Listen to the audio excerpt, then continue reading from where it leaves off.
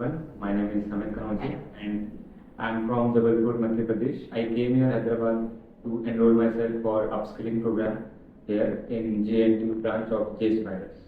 And I have joined in the month of March, and today it's been 62 days and I got placed only because of all the supports I got from the JNTU branch trainers as well as all the HRs.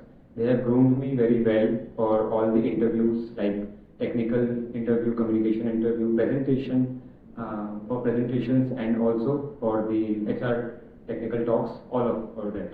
And also they have provided again and again mock experiences. Because of the mocks, I have developed a lot of things in me for technical stuffs as well as for my communication, like how to present the answer and how to deliver the coding answers and share all the technical knowledge with the recruiter. So they have grown me very well and helped me a lot throughout my journey. So thank you, Jspiders.